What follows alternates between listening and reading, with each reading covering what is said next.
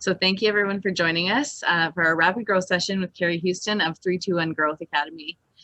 Before we start, I'd like to give a quick overview of Alberta Innovates and how we support Alberta tech companies as they scale. We support innovation from the generation of new ideas through to commercialization or end use. Using a phased and multifaceted investment approach, we help drive innovation forward and create pathways that help accelerate technologies to market for the benefit of Alberta and beyond. I wanted to note that the Executive Business Advisor Program has until now been available by referral only. However, in the next few weeks, we will be allowing companies to apply for the program via our application portal. This will allow us to help more Alberta tech companies as they scale. Yes, I know. It's time. Carey's laughing. If you would like more information on this program, I'll share my email in the chat so you can get in touch with me directly. Now it's my pleasure to, I'm showing myself as frozen. Am I frozen? Carey, can you give me a, okay, perfect. Now it's my pleasure to introduce Carey Houston. Carey is on a mission to help founders and teams from tech startups and scale-ups accelerate their growth. Currently, she's fulfilling this mission at 321 Growth Academy. 321 provides hands-on training for founders and their team members to learn the key skills they need to grow, namely helping them learn how to sell, market, build, and manage high-performing teams. Carey has spent over 25 years in leadership roles in marketing, product, sales, and BD in both Toronto and Calgary, so she knows firsthand what it takes to grow and scale companies.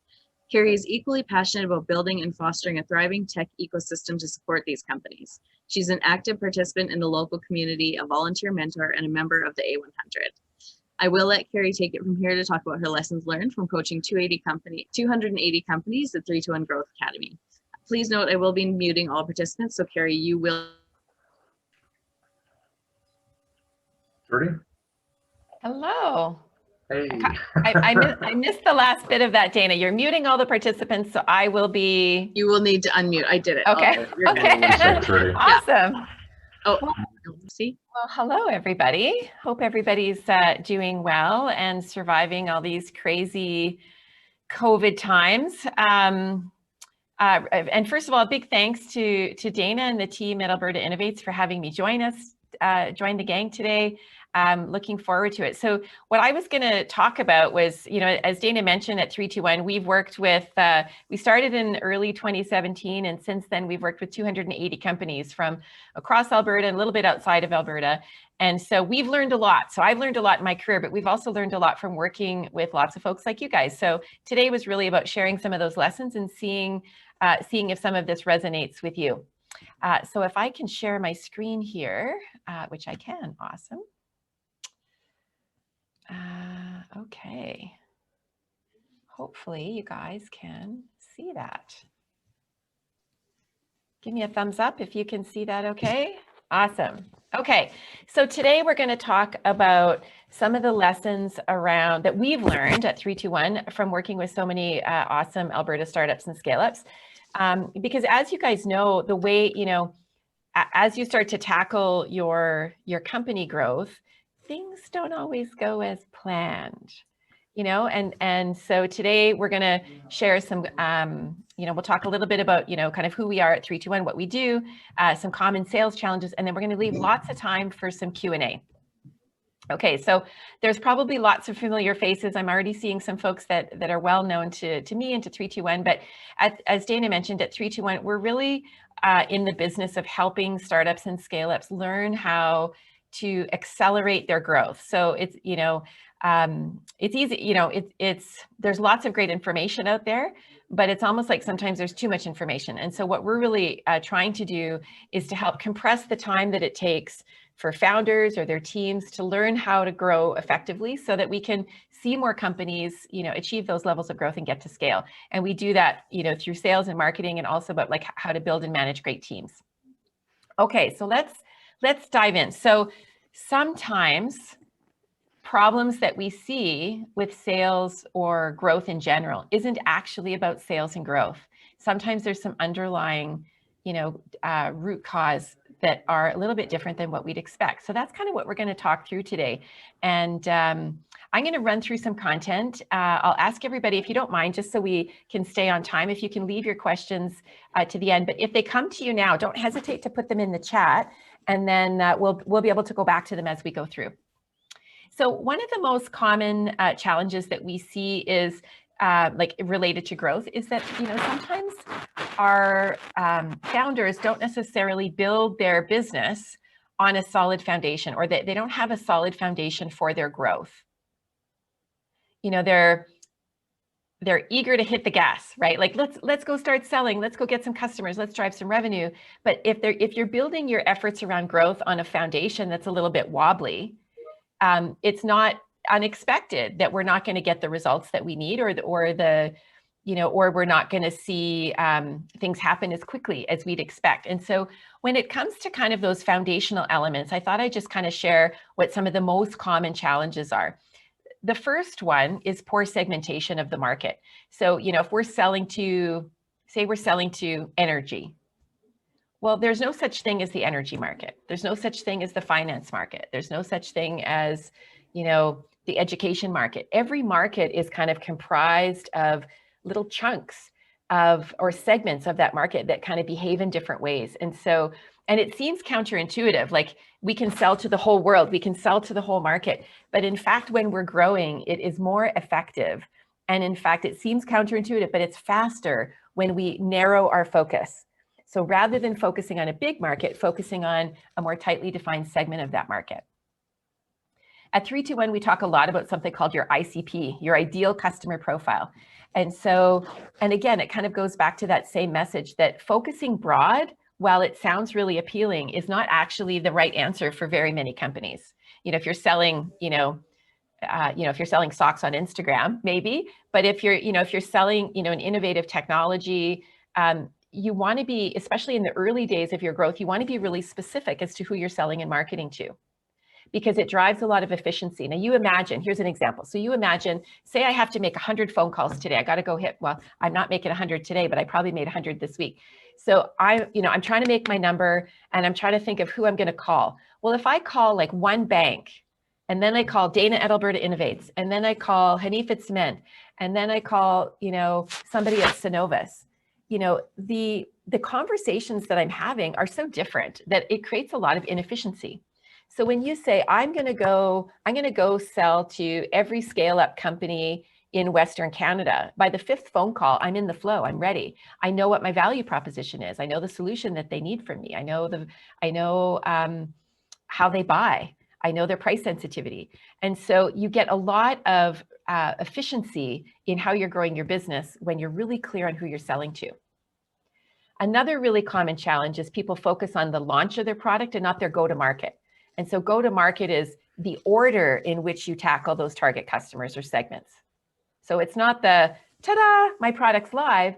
It's in what order are you going to go tackle those market segments and customers that you think are the right ones to buy from you. The one that makes me cry, like literally cry, is, when we see a founder and they've got a really cool product and they put so much time and energy into it, but they're just not solving a compelling enough problem in the minds of the buyer. So if you're solving, I always call it problem number 87. Put your hand up and wave if every Friday you say, I crushed my whole to-do list. I did everything and more, right? Nobody. We're all kind of struggling to get through. We're all triaging on the most important things, but so is our buyer. So they can only pay attention to the most important things. So we need to make sure that we're building products and we're really, obsessively focused on solving a problem that in the minds of your target buyer is really compelling. Because if it's not really compelling to them, well, then you got to educate. You got to spend a lot of time evangelizing, and it takes time and money. Or you might find that it's always problem 87, and some customers might be really interested in solving it, but some won't. And the market opportunity just won't be there. And all of these things are related to unclear value. If you don't know who you're selling to and you don't know why they should solve the problem, it's really hard to articulate why they would bother. What's in it for them? What's the value? So if you can't articulate the value, you're really creating a lot of friction in sales. Or if you're lacking the context around customer acquisition, how do they like to buy? How do they typically buy stuff like yours?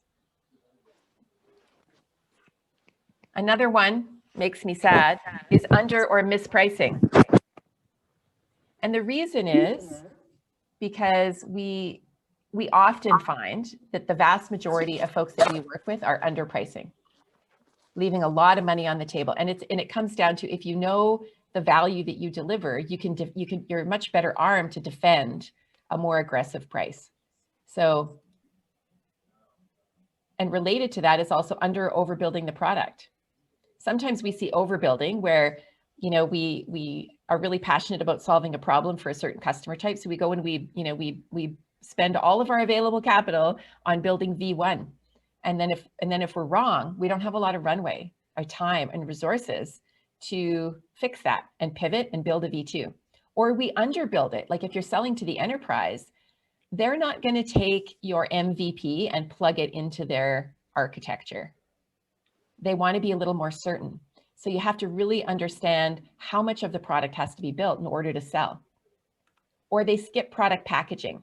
And product packaging is basically the way that you set up different versions of your product targeted at different use cases or different users or at different price points that allow you to kind of have some flexibility or nuance in how you maximize the revenue opportunity. Okay, so the good news is a lot of these fundamentals, they can be taught. There are things that we can learn. There was a great blog that came in my email inbox today. I thought it was very timely. And it was from Seth Godin. And he was talking about the difference between talent and skill. So I started in tech as a product gal, and then I went into marketing, and then I went into sales. So, I was not born with some magic here. This is all learned. We can all learn to cook if we have a recipe. And so we can learn these things. Okay, so not building on solid, foundation for growth is kind of a big challenge. You want to make sure that you've got that nailed. Another really common challenge that we see is just a lack of sufficient validation of the market opportunity, of who's the right customer, of what's the value of the price point, and the product, features and functions that you need. And you want to do this because you want to de-risk your growth. You want to make sure that you've de-risked those key assumptions and hypotheses that you're making in your business or your business model. And the more validation you do up front, the easier it is to hit the gas on growth later. So it doesn't mean that you can't use sales or marketing as a way to learn and validate. It's just not the fastest way. It's just not the cheapest way. And so when you think about applying that lean mindset to how you're growing, the more validation that you do up front, the better. Now, sometimes people will say, Carey, I don't have time for all that validation. I don't have time. I got to get right into building my product and selling it. And the phrase that I say all the time, and some of you have probably heard me say it again and again, is you pay or you pay. You're going to do this validation. Your decision as a founder is to decide when you're going to pay. You can pay at the beginning when you pay a lower price and you pay less in terms of time, or you can pay when you have to pivot because you got it wrong, or you can pay when you got it wrong because you ran out of cash because your assumptions didn't work. But you're going to have to pay the price of validation. So really, it's about deciding when you do it, de-risk your venture and allow yourself the most opportunity to accelerate. Okay, so we've got a solid foundation. We've done enough validation. What's next? A really large percentage of founders and their team members do not understand how much time it takes to grow, how much time you have to devote to selling or marketing, to driving customer acquisition. So Mark Andreessen from Andreessen Horowitz has a very famous quote. It's called the 50-50 traction rule. So as a founder, you should be spending 50% of your time thinking about how you solve your customer's problem with a really awesome product. 50% of your time is on thinking, executing, optimizing how you drive traction in the business. And I would say, I don't know that I have met a founder who is consistently, week after week after week, spending 50% of their time on driving revenue. The single biggest thing that you can do to transform your growth is to move the decimal place on the number of hours a week. Like like lots of times we'll talk to founders and they'll say like, oh, I don't know why my sales isn't working. My first question, how much time are you spending? Oh, I'm probably spending like 3 hours a week. It's like, that is not going to get you anywhere. It might not have to be 30, but I will tell you, it's probably order of magnitude larger than a couple of hours a week. So one of the great things is you can just change that right now. Go in your calendar and block off every afternoon or every second afternoon for the rest of 2021, and you will be amazed at how that translates into great growth outcomes. Another really common challenge that we see is kind of a lack of a systemization of how you're executing on your sales efforts. So sales is a process. It's a process that we execute. Our buyers buy in a process, we sell in a process. And so we want to be really systematic. Often what we find is, it's kind of like the duck analogy, right? That there's a lot of frantic churning under the water. Like it looks all smooth and simple on the top, but underneath it's really, kind of random activity. Like, oh, I'm going to send this email. I'm going to make this phone call. We'll try this. I'll do this DM on social. But actually you want to be highly systematic for two reasons. One is if you're not systematic, you cannot tell what is working. And the other thing is when you're systematic, you can execute at scale.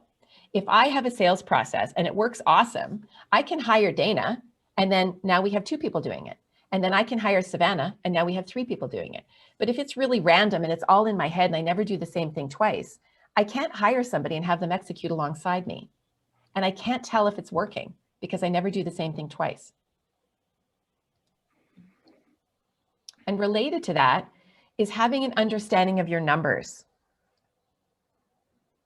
What's the average length of your sales cycle? What's your customer ROI? What's your average margin? Because if you don't know, you can't tell if it's working. So you need to have some understanding.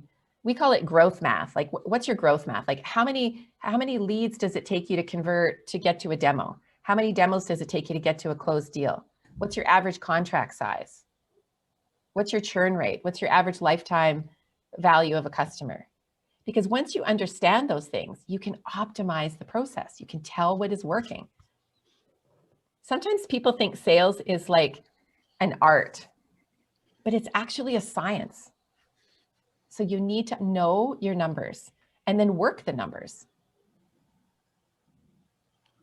A really common one, that I would say is probably one of the most commonly misunderstood, least invested in, is understanding your unit economics. And so your unit economics help you to understand for a given customer, for a typical customer, what is your average revenue? What does the average customer mean to you, to your business, in terms of revenue? What does it cost you to get that customer? What's your customer acquisition cost, your CAC, your CAC? What does it cost you to deliver that customer? What does it cost you to retain that customer, service them over time? How long do they stay with you? And what does that imply for your lifetime value? When you understand those numbers, you understand if your business model makes economic sense, but you also can then start to use that to inform how you sell. I'll give you an example. So if I'm selling something, I'm selling socks on Instagram, they're 10 bucks. I can't walk down the street and ring doorbells to try to sell socks on Instagram because my hit rate's going to be 1 in 1,000. And I'm not inexpensive. So once you understand some of your numbers, you start to go, you know what, given our acquisition cost, given our average deal size, we can't afford to sell and market in that way. It helps to inform your strategy as well. Now, one of the most common things that we hear when people, they're debating whether they want to take our sales course or they're uncomfortable, they're in our sales course and they're sharing that they're kind of uncomfortable with selling. What is the thing that everybody's worried about when they're selling? I don't want to be pushy. I don't want to be too pushy. So can anybody guess, just throw your answer in chat here. Can anybody guess the number of, and if you're a 321 alumni, you might know this answer, so don't cheat. But can anybody guess the number of interactions with a prospect that's cold? Like they don't know you, they don't know your company, they don't know about your product. How many interactions on average that it might take for you to engage them? Not to buy, just to get them to engage. 8, 13, 3, 8, 12, 3, 5, 10. Keep going. It's 20 to 50. So if I gave up after I talked to somebody 2 times and they said, I don't think I'm ready to sign up for your lean sales course, I wouldn't have a business. And so the art of science is to think about how you can engineer a process that allows you to engage with your prospect 20, 30, 40, 50 times without feeling pushy. And the magic in that is called the buyer journey. So let me tell you a story. So if you think back to February of 2020, when we could go to the mall and shop in real life, in person, and you were going to buy, let's say you're going to buy a new pair of jeans. You walk into the store, what's the first thing that happens?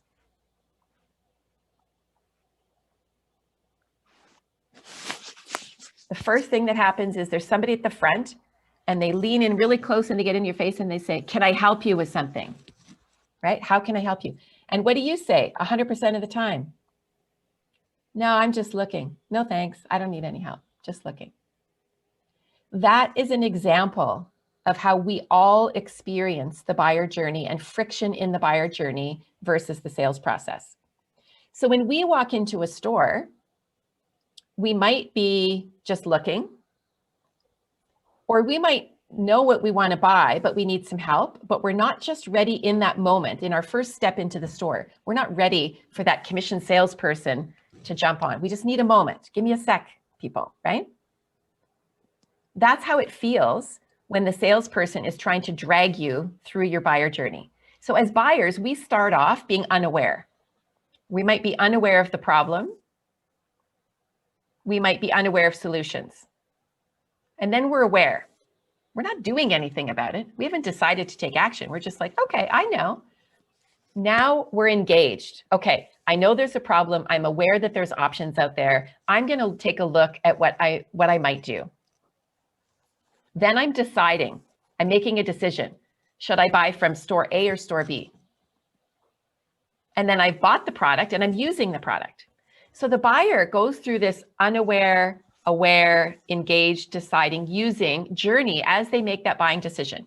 Now, if you're selling socks on Instagram, that it's the same process. It just might be, seconds. If you're selling enterprise software, that buyer journey might be 18 months. But make no mistake, your buyers are going through that process. And we can influence them. We can leave little M&Ms for them to follow to try to speed them up. But we're not going to take them from unaware to deciding.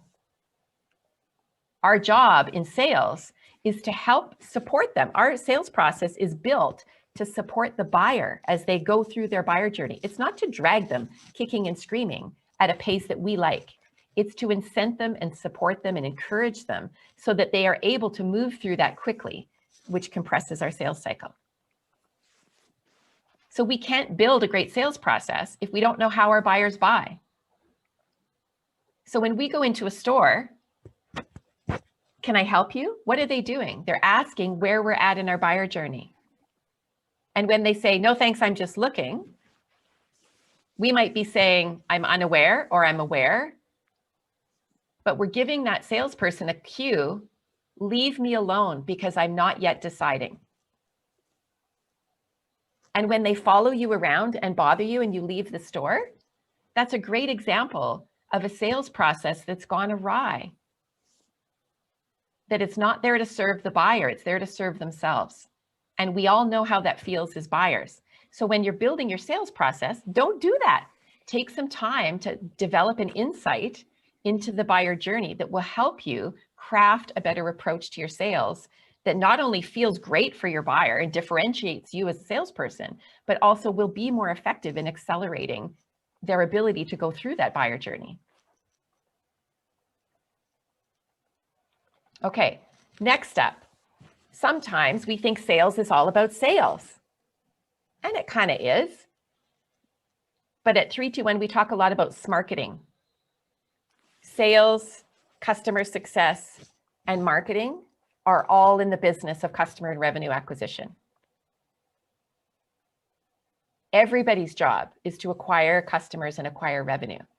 And so sometimes when we lead with sales, we forget that marketing can play an important role in helping us to be successful and in helping us to accelerate it.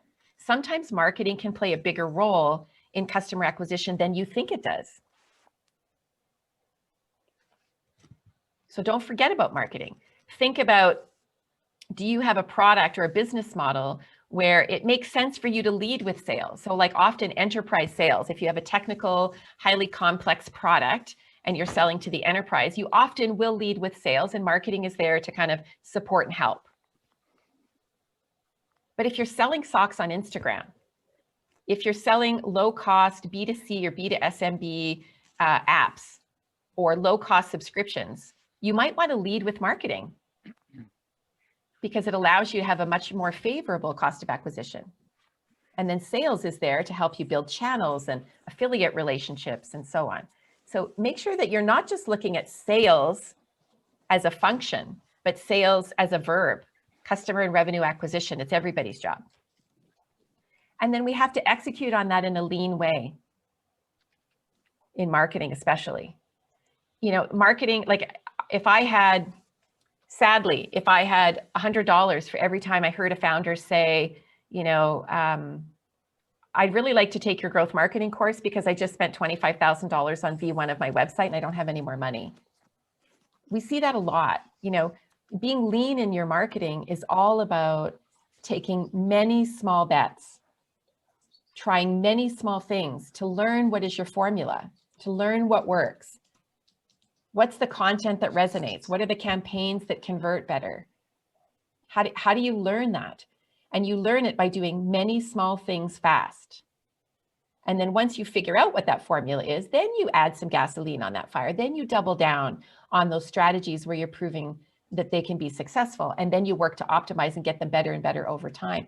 But you don't go to a trade show and spend 80 grand only to find out that that was not a good one.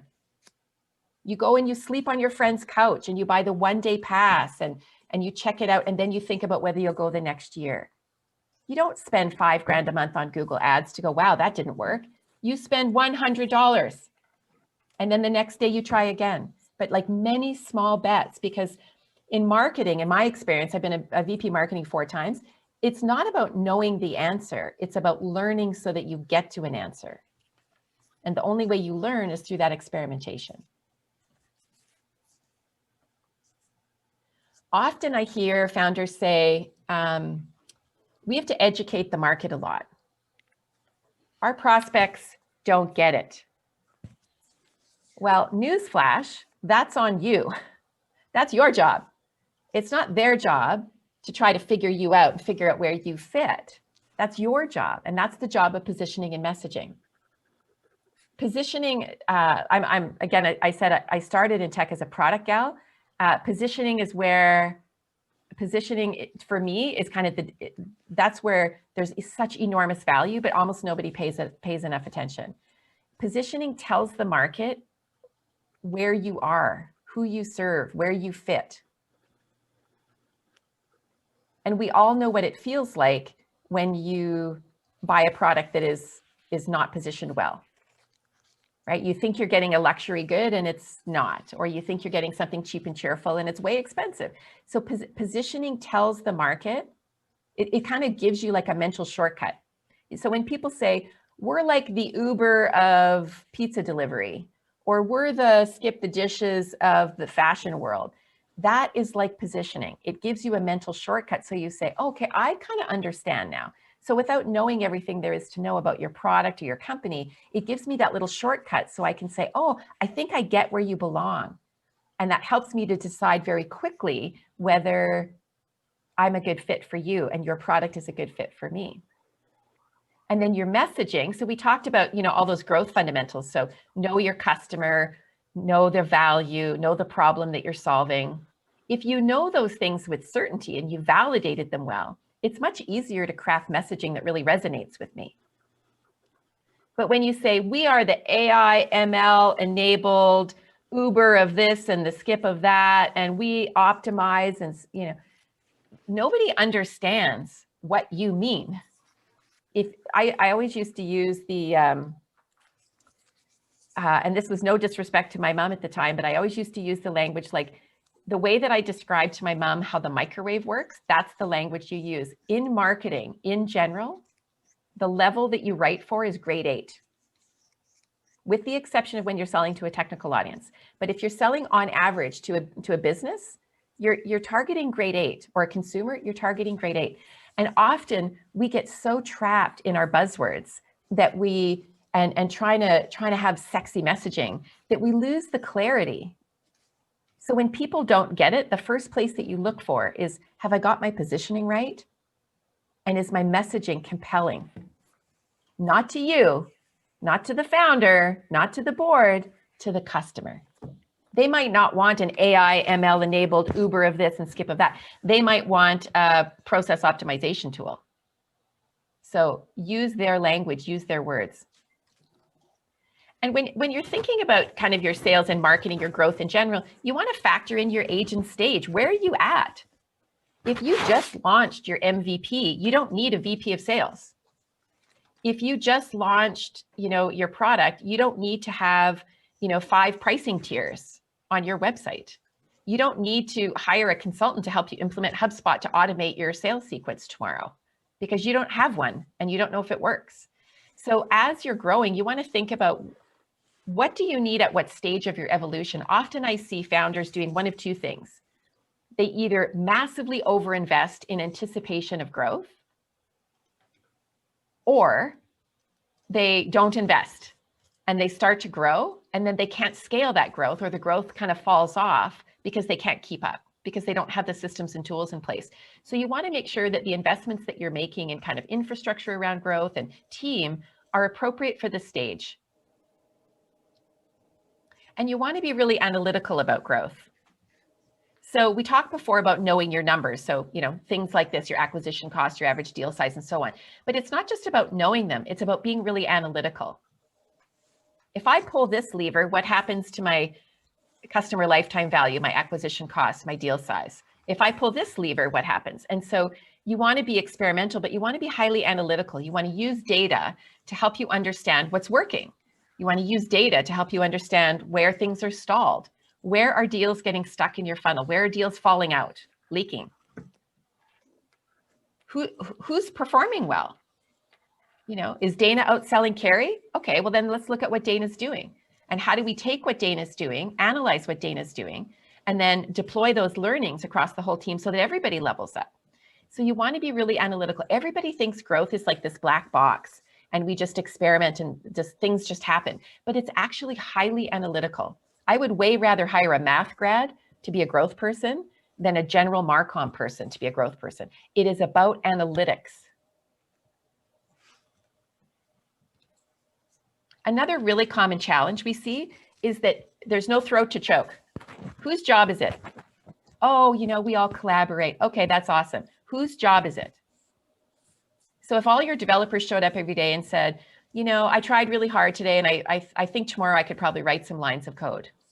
Probably, I think I could do it tomorrow. Or next quarter, I think I could do it. I'll catch up next quarter. They wouldn't be there. So when you think about growth, you have to have very clear accountability. And that doesn't mean you have to have a very negative culture, but you want to make sure that there's really clear accountabilities. Who has to do what in order for you to achieve those growth outcomes? If the finance people didn't take accountability to do the financial reports and send them to the board or the investors, it can't just be like, oh, I thought you were doing that. You have to have clarity around who's doing the job.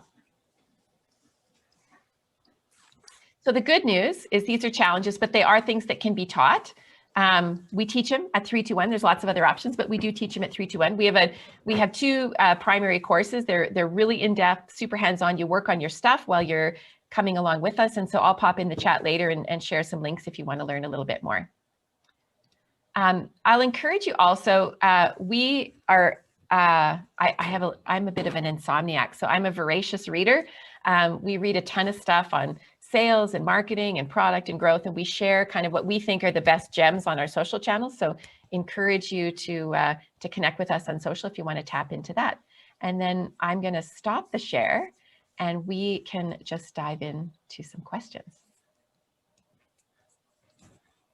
So you can pop questions in the chat, or if you want to just show us your beautiful faces and ask Carey a question directly, we can do that as well. And I think John, to start it off, has one question.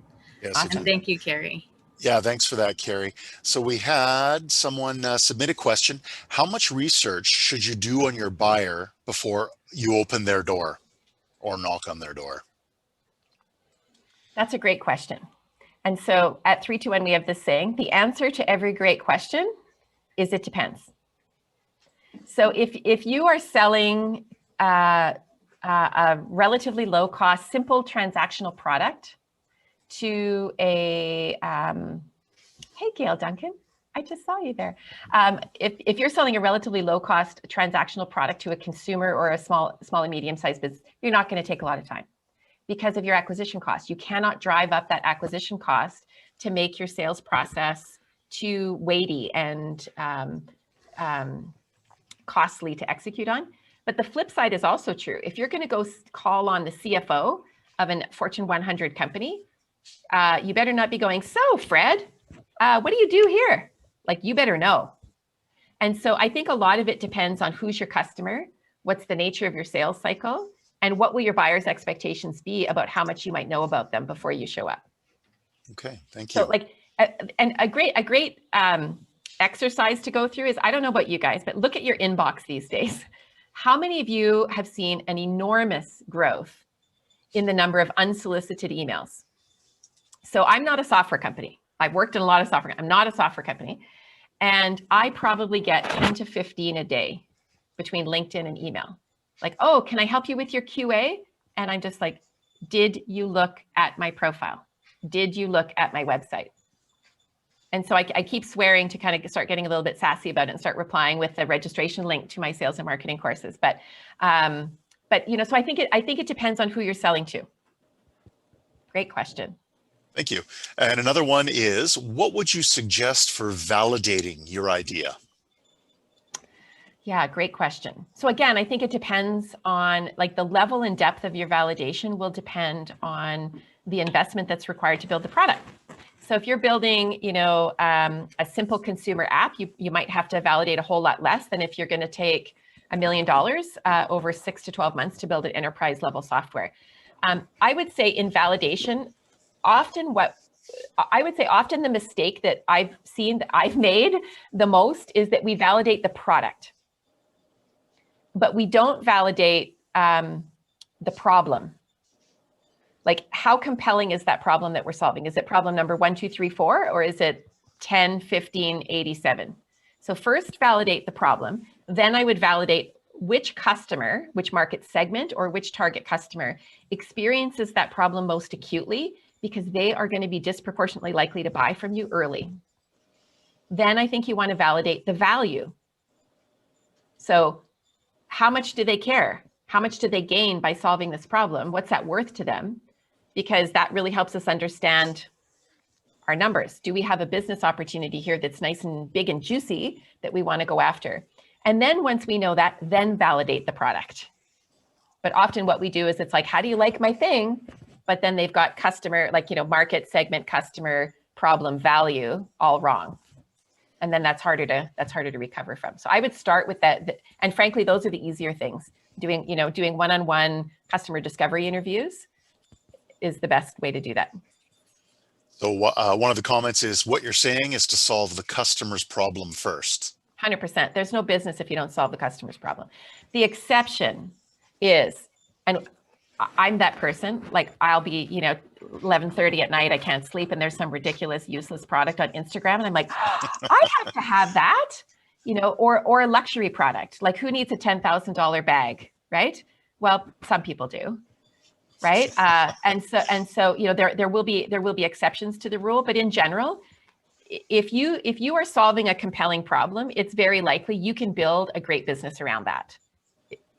If you are not solving a compelling problem, then it's like being in the restaurant business. You have to be hot and sexy and slick to get everybody's attention, and that's not easy to systematize and execute on. There's a whole bunch of luck there. And if I'm investing my time and capital, I don't want to be 80% reliant on luck or fashion or kind of the fickleness of the consumer market.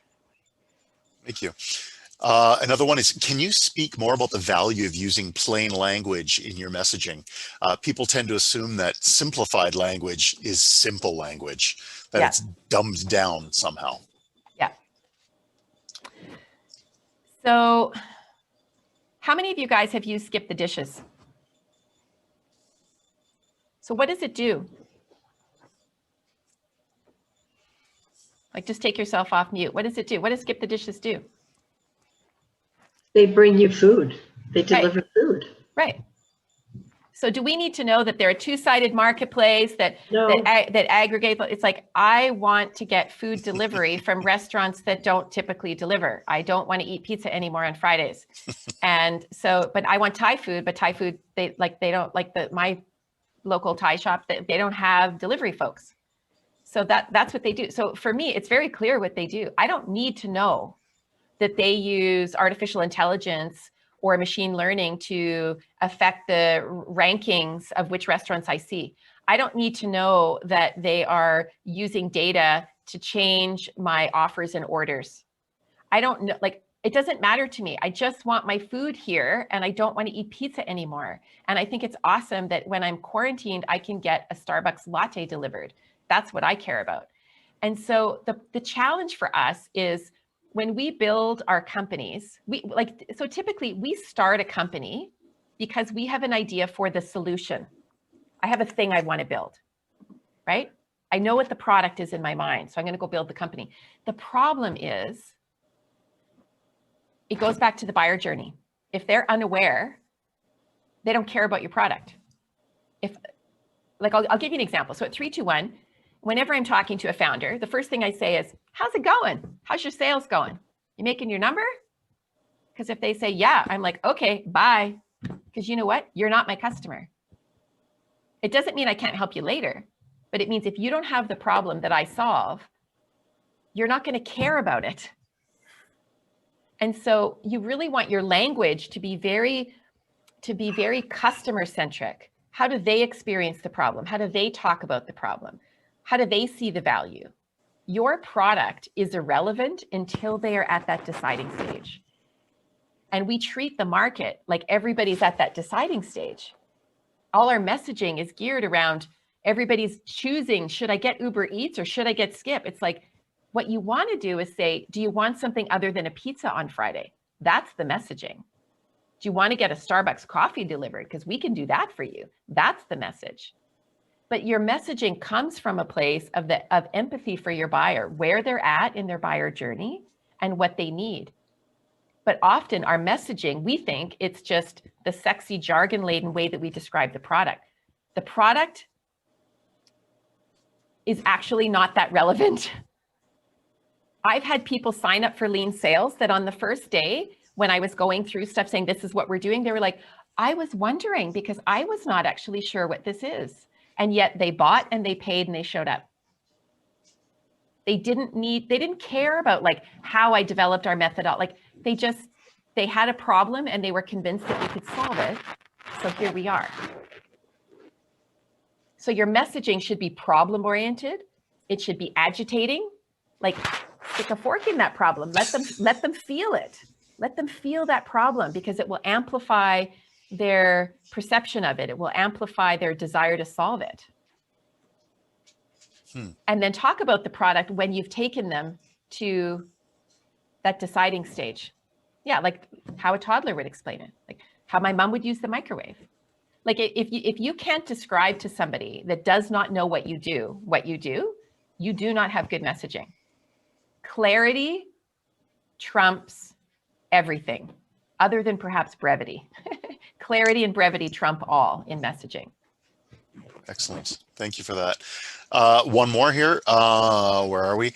Can you speak more about the lean approach to marketing? For example, have you noticed any small bets that have proven successful across a wide range of businesses? Yes. Yes, a lot. I would say that in general, I call them like downtown marketers. The people that work in the big office towers for the really big companies, downtown people, they got big budgets, they got teams. Gail knows all about this. Big teams, right? And so you plan big campaigns. And so then they go to work in a startup and it's like, oh, well, I need 3 months to plan a campaign. It's like, no, we're running this tomorrow. And so I would say the things, the number one performing marketing traction channel for B2B, can anybody guess what it is? throw it in chat.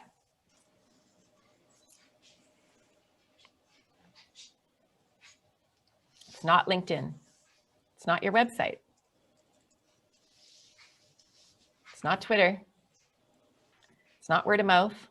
It's not me. It's not you. Not Instagram, not Facebook. It's not direct. It's email. Email, even though we get very low response rates, right? Like we're not getting 25% people say, I'd like to buy, please. Email is the highest converting marketing traction channel. So it's super underused. And part of the reason is because people say, well, I don't have any emails. It's like, well, go and do stuff. Go write a great ebook and capture their email. Go build a great website and gate some content that requires them to enter their email. Capture, you can leverage all the, social channels and so on. But I would say in general, I think email is massively underused, massively underused. So Carey, I have one. You talked about the time to produce sales and it's not 3 hours a week. Do you have a standard that you recommend, or is it different for every company you work with?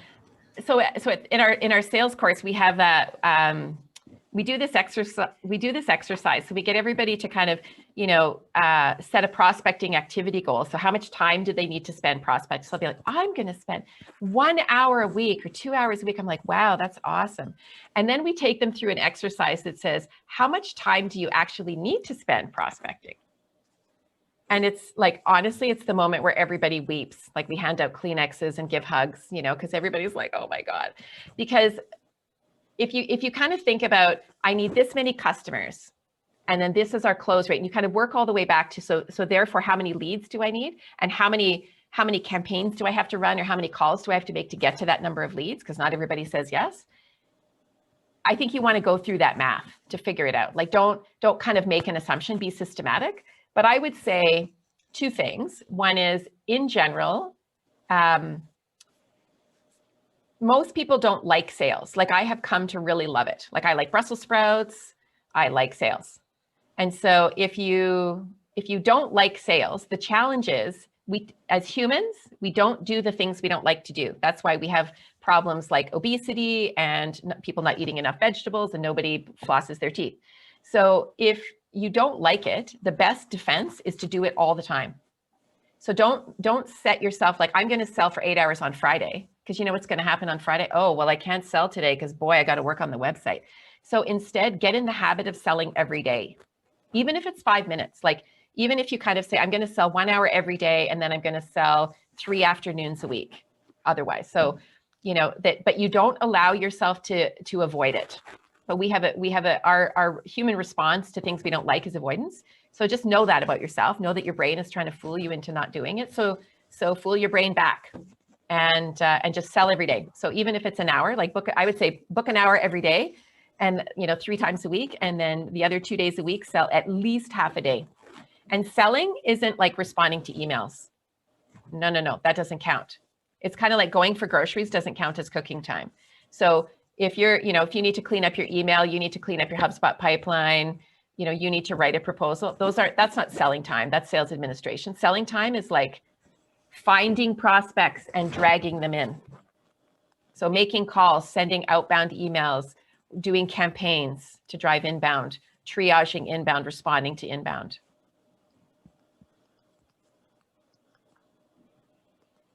And then the second thing is whatever time you think it's going to take, double it. If you think you can do an hour a day, do 2 hours a day. Oh, here's another question. What are some key words to include in email messaging that can gain the most success in response? So again, I think so 2 things. I would say people buy from people they like and people they trust. So we all know how it feels to get one of those emails. I have a folder in my email client called bad email examples. And I bring them out in our courses to say, like, don't do this, don't do this. I don't mask the names. It's like they deserve it, So to me, the key thing is you want to come to your communications from a place of empathy for the buyer. So, it's on sale today only matters if I'm deciding. If I don't know who you are, don't talk to me about how cheap you are. Don't email me 6 times in 4 days if I don't even know you, if you don't know if I have the problem. So to me, it's not so much about like use this word to trick the prospect into responding. The key is like to do the hard work of knowing who your customer is and knowing where they're at in their buyer journey and understanding their problem in the words that they use and understanding the value that they get from solving that problem, and then write your email with clarity. Don't worry about the tricks. There are no keywords. It's just tell the story in a way that is truthful and authentic and that shows empathy for where they're at. And don't be afraid. Like, I think, if you are a prospect of ours, you're probably getting some prospecting emails right now. Like, give us your feedback. Like, we rewrite them and rewrite them and rewrite them. We spend a lot of time on it. We look at where people are looking. We look at what they're clicking on and what they're not clicking on. And I don't have all the answers. I've been doing this for 25 years and I feel like I'm a student of the game. It's just, you have to have this mindset of constantly learning. And like, going back to knowing your numbers, right? If I think this is the message and we get a good response, then I will have confidence that that's the message. But if we get a crappy response, that is the market telling me that that is not the message. They're not picking up what I'm putting down. We have another question, Carey. How are your courses delivered and what do they cost? Yeah, good question. So COVID, thanks a lot, COVID.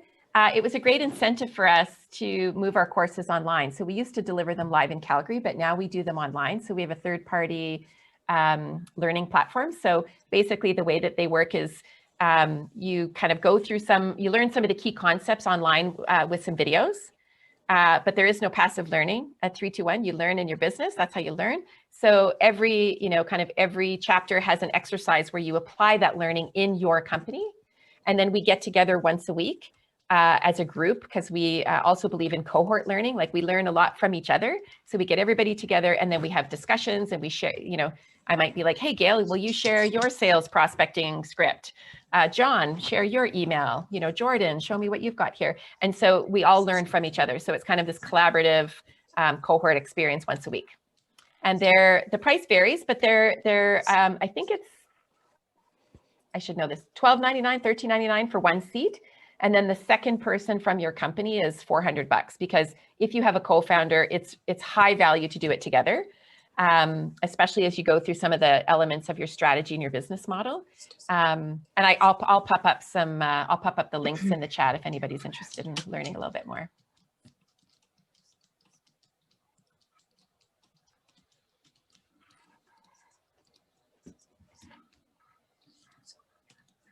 I think that's it for questions. We have one more, so we'll just one squeak it in here. Does Carey recommend video marketing via email and other platforms, 30 to 60 seconds with a clear message? Well, I think like all things, like all great questions, it depends.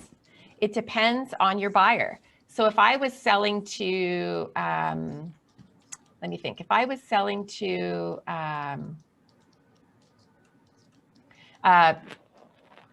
senior engineer at a target customer, newsflash, yeah, they're not on Twitter. They don't watch videos. They don't like marketing. They don't like marketing people. They don't like salespeople. So I would say a hard no. I would give them a white paper. If you're marketing to Gail Duncan, who's like a marketing executive, she would probably love a video. So part of it is kind of when you understand like how your buyer behaves. So we have this language, we always call it like fish where the fish are. So if you're selling to production engineers, they're not on Twitter. They're on the DOB website. And if you don't know what that is, it's because you're not selling to production engineers. If you're selling to marketers, you would go to a different pond. So you want to think about what are the assets and tools that they like to, that your target customer would like to consume. What are the ways that they behave and buy? Where will they, where do they hang out? Where do they like to go and learn? So there's no, sadly, there's no one answer. you know, and that's why it's so critical from a marketing or sales or growth perspective in general, that it's about getting to the answer. It's about getting to an answer and then optimizing it. There is no answer. There is no, you know, there is no like, oh, here's the book you can read and then you've got all the answers. Like, I've been doing this forever and I still feel like I don't know anything. Every day I'm learning, but I think that learning mindset is why you can be successful. I have confidence that I don't know anything, but I will figure it out. I will figure it out. And that's kind of the job of growth. It's not to have the answer, it's to get there and then to optimize it. All right, I think that's it for time. So if there are any more questions, I just put my email into the chat. So 321 questions, Carey gave her link. Alberta Innovates or the Executive Business Advisor Program I mentioned earlier, you can come to me for. So it's in there. We will gather any additional questions and reply to you directly, and we will send out a presentation and the recording tomorrow. So there were a number of people that couldn't get in, unfortunately. So we'll send it to all attendees and then share with anyone who may have missed it if they're interested. And thank you all for coming, and thank you to Carey. That was great.